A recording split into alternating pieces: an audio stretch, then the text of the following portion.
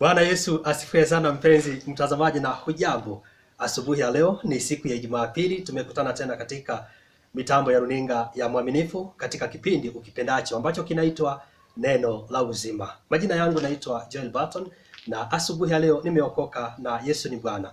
Nataka nikukaribishe rasmi katika kipindi cha leo, na ni kwa sababu tunapelekwa moja kwa moja katika ibada na watumishi wa Mungu ambao watatupeleka katika hali ya kumwabudu Mungu. Baadaye watuletee mtumishi wa Mungu akaweze kutuletea neno la Mungu asubuhi ya leo kutoka kule kanisa la Psalms Christian Ministry Truth Discovery Center kule Mombasa, na ninajua kwamba utabarikiwa. Ingia kule kwa Facebook yetu ya Mwaminifu Television, like page hiyo, na vile vile unaweza ingia kule kwa YouTube na ukasubscribe, kwa sababu utakuwa unapata kila mahubiri tunapokuletea katika kipindi hiki cha Neno la Uzima. Na kwa sababu hiyo nataka ukaweze kubarikiwa na mtumishi wa Mungu asubuhi ya leo. Sijui wiki yako imekuwa namna gani, sijui maisha yako yanakupelekaje, lakini asubuhi ya leo neno la Mungu, mpenzi mtazamaji, litakusimamisha. Lakini kabla ya hapo, wacha kwanza nikupeleke mbele za Bwana katika hali ya maombi ili tukaweze kuingia katika ibada. Lakini kabla ya hapo, wacha basi tukaweze kuomba. Baba yetu wa mbinguni, katika jina la Yesu Kristo, tunakushukuru Bwana kwa sababu ya asubuhi ya leo. Asante ni kwa sababu ya mtazamaji, asante ni kwa sababu Mungu utamtia moyo kupitia neno lako, utamsimamisha kupitia neno lako. Mtumishi wako Bwana anapotuletea neno la asubuhi ya leo, wacha Bwana ukamuinue na ukambariki katika jina la Yesu Kristo. Mikononi mwako Bwana tunajiachilia ili Mungu kane na maisha yetu asubuhi ya leo. Na ni kwa Yesu Kristo Bwana tumeomba na kushukuru. Sema amen. Na sasa wacha nisikupotezee muda, wacha nikupeleke hadi katika ibada tukaweze kusikia neno la Mungu asubuhi ya leo ili tukaweze kubarikiwa. Oh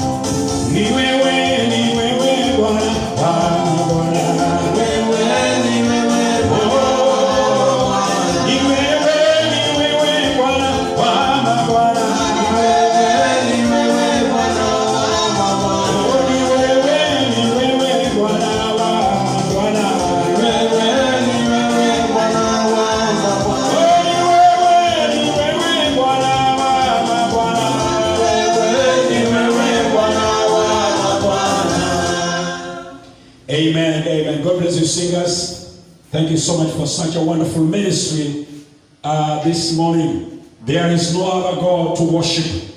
Bwana ni yeye peke yake wa kuabudiwa. So this morning I want to welcome you once again to this program, Neno la Uzima. The word of God is life. Sema amen. Amen. So welcome my viewer this morning. I want to thank you so much for choosing this moment just to be with us as we share the word of God with you this morning. Your life shall never be the same again. Amen. Amen. I want to share on the subject this morning what God desires of all people. Amen. Amen.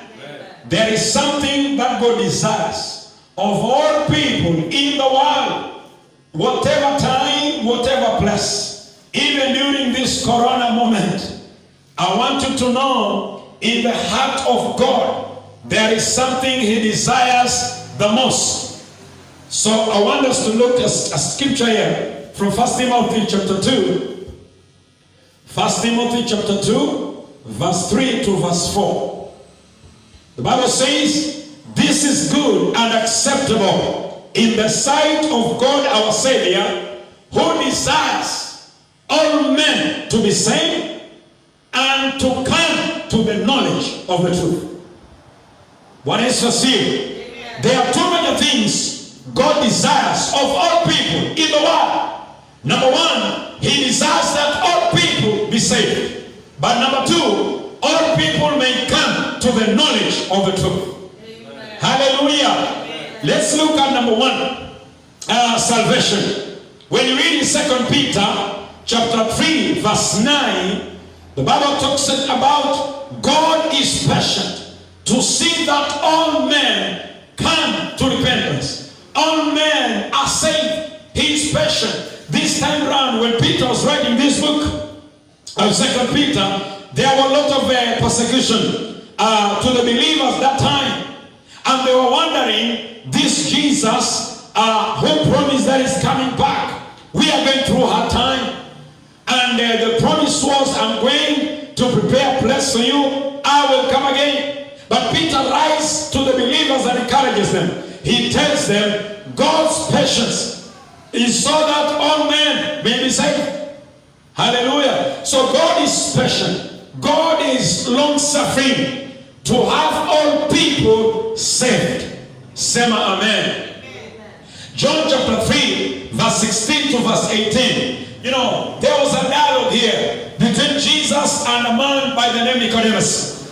And he was actually talking to him about heaven, about salvation, about eternal life. And Jesus told him, God loved the world so much that He gave His only begotten Son. Whoever believes in Him shall never perish but have eternal life. For the Son of Man never came to the world. The Son of God never came to the world to condemn the world, but that through Him all who believe in Him may be saved. I want you to see something here. God wants the entire world that believes in the Lord Jesus Christ to be saved. The whole world, that the desire in the heart of God to have all people of the world saved. Amen. Romans chapter 10 verse 8 to verse 13. How does one get saved? One gets saved by believing in the death and the resurrection of the Lord Jesus Christ. So you realize here that people get saved by believing in their hearts and believing that their forgiveness was given on the cross, that their sins were forgiven on the cross, and by believing that there is one who came, a sinless person who came to this world and died for them. When they believe He died and He resurrected, they will be saved. So people don't get saved by confessing sin. People are saved by believing the death and the resurrection of the Lord Jesus Christ. Amen. Let's take it further right now. Are we together? Bwana Yesu asifiwe. So, how will people be saved? That's a very important question. We need to ask ourselves all over the world, even during such a time, how will people be saved? People will be saved by being preached to, hearing the word of God. Because the hearing of the word of God in their hearts, the hearing of the death and the resurrection of the Lord Jesus builds faith in their heart. And if they hear and believe and confess the resurrection of the Lord Jesus Christ, the death and the resurrection of the Lord Jesus Christ, then people shall be saved. I want you to know something. We are saved by the grace of God through faith. And I want to repeat again, that faith comes by hearing and hearing the word of God. By hearing and hearing the message of the cross. One time Paul told the church of Corinthians that the preaching of the message of the cross is foolishness to them that are perishing. To them that don't believe, it is foolishness. But them that believe, the message of the cross is the power of God. And this message, that is what brings salvation in the hearts of man. When people are preached to, when people hear the word of God, and faith is built in their hearts so that they believe, then they are born again. The desire of God all over the world is that men may be saved. The Bible says God does not delight in the death of a sinner, in the death of the wicked. The delight of God is in the death of the righteous, people who know Him. So even during this time pandemic, my heart desire, my heart actually right now is so much trouble, not because people are dying of corona, but because people are dying who have not believed in the Lord Jesus Christ. Anybody right now who lives this world through corona or whatever it is, anybody right now who lives this world because of any kind of a circumstance, but that person believes in the Lord Jesus, his life is safe. And that's why that is the desire of God. The desire of God is to have all men saved. Say amen. So, when you read in Romans chapter 10, verse 14 to verse 17, there is something that Apostle Paul, there was a chain of like a process here of how people shall hear the message of the cross, so that faith can be built in them, so that they can believe. And he brings in a kind of a challenge to us all. And he says here to the church of Romans, how shall they believe unless they are preached to? How shall the preacher go and preach to them unless he's sent? So we see something here. For people to be saved, number one has to go. Hallelujah. One has to go. I am one who has been sent to you here right now. If you are listening to me, if you are watching this program right now, if you are hearing this message, God has sent me to you right now. Number two, one has to preach. Hallelujah. One has to go, but not just going. One has to go and preach. I am sent to you, my viewer, right now, to preach to you the death and the resurrection of our Lord Jesus Christ. Hallelujah. Number three, people need to hear. People never believe unless they hear.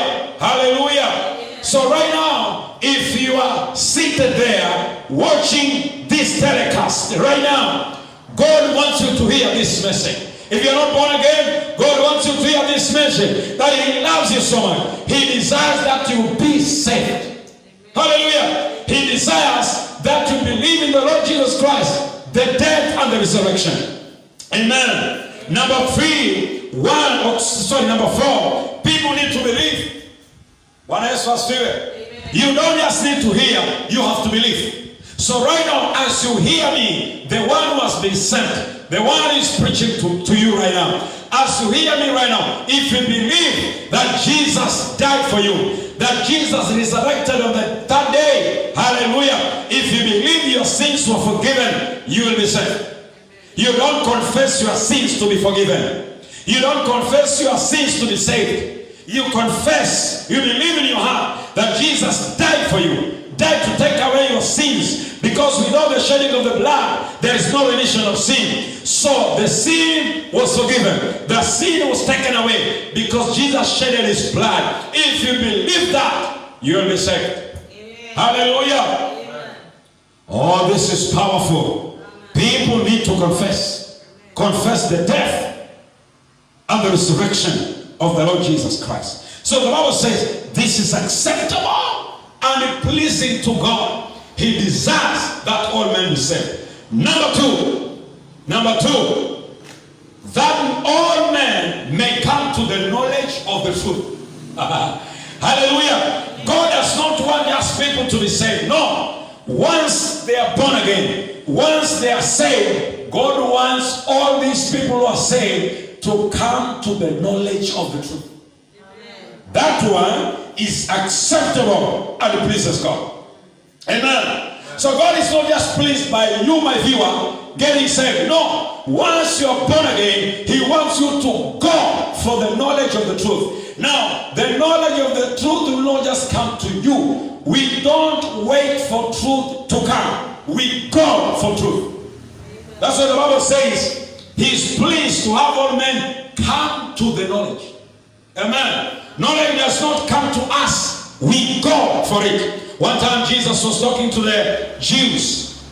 In John chapter 8, verse 31 to verse 32. The Bible says to the Jews who believed in Him, He told them, if you continue in my word, you are truly my disciples. And you will know the truth, and the truth shall make you free. I want you to know once again, I want to continue repeating a statement that I've continued to believe here in Truth Discovery Center. I have continued to believe people are liberated by truth, not by time. You don't become free by time. You become free by truth. That's why here in Truth Discovery Center, we believe one thing. People are liberated not by prayer. They are liberated by the truth, because you will know the truth, and the truth shall make you free. Hallelujah. So people need to know the knowledge. To have the knowledge of the... Remember, the Bible talks about Jesus was talking to believing Jews. People now, as we can say today, people are saved. Now, people are saved, but they are still bound. They are saved, they are born again in their spirit, but they are bound in their mind. People think they are bewitched. A witch can never bewitch a person who knows himself of who he is as a righteous man or woman before the eyes of God. But why do people walk in bondage? They walk in bondage because they have not embraced truth. I want you to talk to you, my brother. If you're born again and you're watching me right now, I want you to know, yes, you are saved, but God wants you to dig deeper into the truth. Every limit of life is on the basis of the truth of the Word of God. Amen? Hosea chapter 4 verse 6. The Bible says, my people. Who are my people? People of the covenant.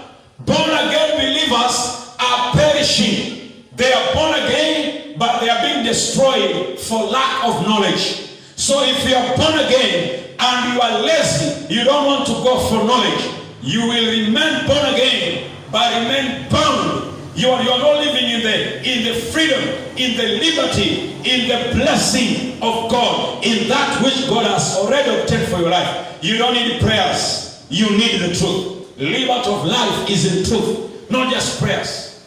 Amen. Daniel chapter 11 verse 32 and Daniel chapter 12 verse 4. One time Daniel said this, in the last days there shall be increase in knowledge. That's in Daniel chapter 12 verse 4. There shall be increase in knowledge. But in chapter 11 verse 32, this is what he says. The people who know their God, they shall be strong and work out exploits. People who know God, people have the knowledge of the finished work of Christ on the cross, they shall be strong.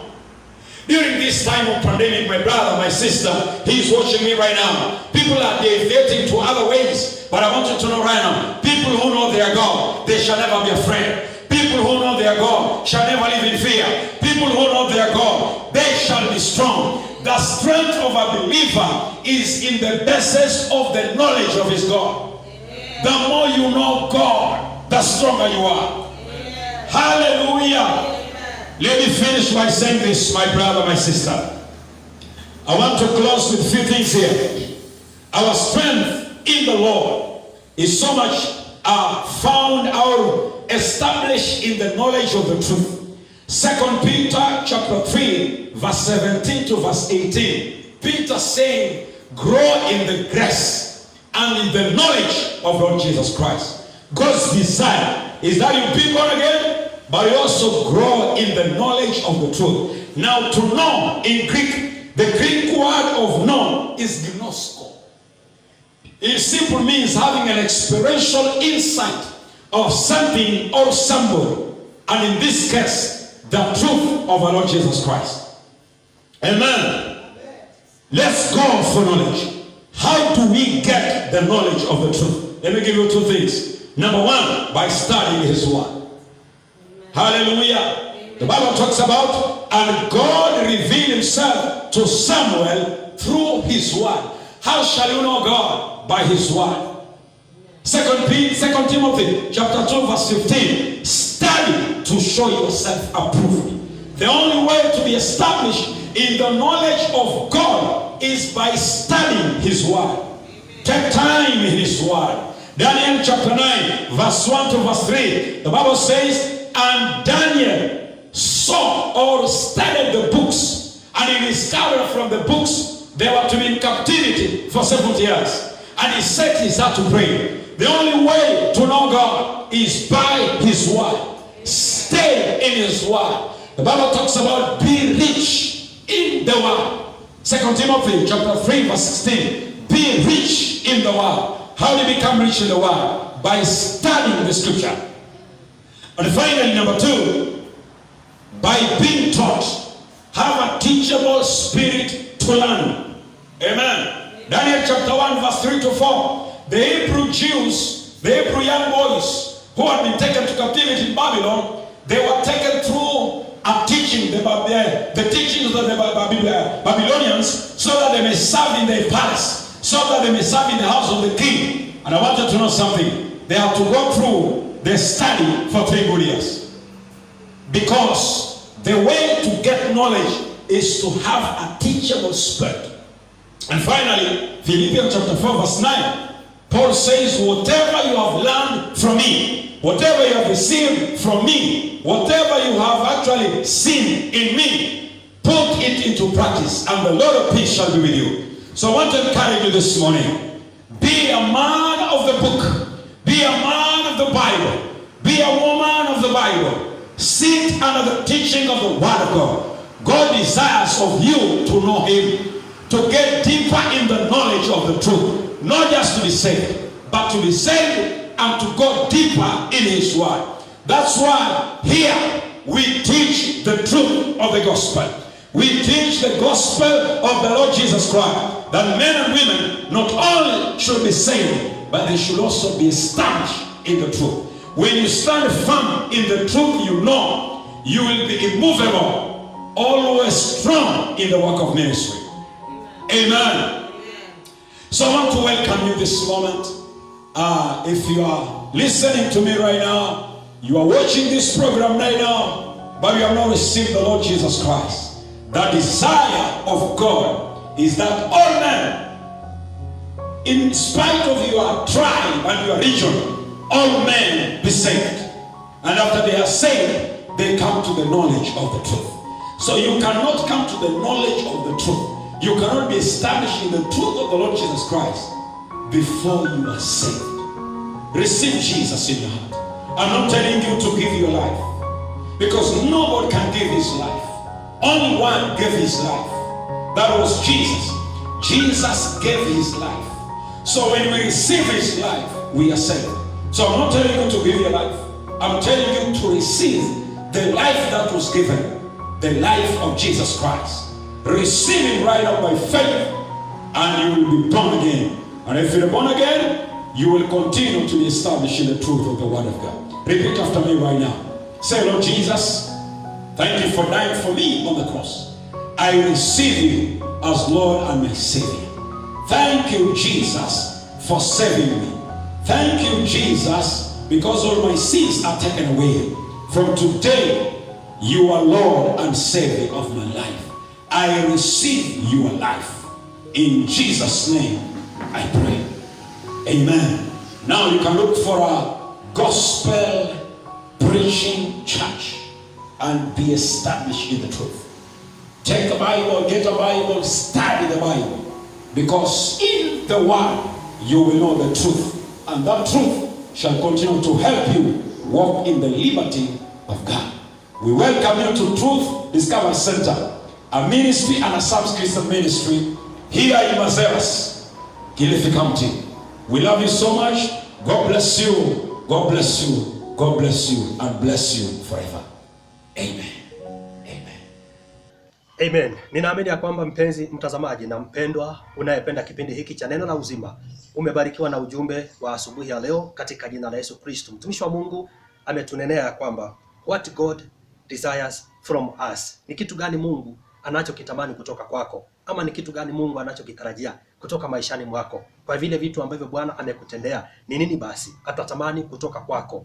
Huo ndio ulikuwa ujumbe asubuhi ya leo, na ninaamini kwamba roho yako imebarikiwa, maisha yako yameinuliwa na mtumishi wa Mungu kutoka kule Psalms Christian Ministry, mtumishi wa Mungu Reverend Lennox Kalu, na neno la asubuhi ya leo katika kipindi hiki cha Neno la Uzima. Mimi nataka nikuachie neno hilo ili ukaweze kulitafakari, lakini kabla sijaondoka katika mitambo, niruhusu nikupee namba za mtumishi wa Mungu. Ni kwa sababu utazihitaji, aidha umtumie kikombe cha maji, ama unaweza kuwa unahitaji maombi ama msaada mwingine wa kiroho, na atakusaidia. Namba yake hata iko tu hapo kwa skrini yako, ni 0729 486 919. Nirudie tena, ni 0729 486 919.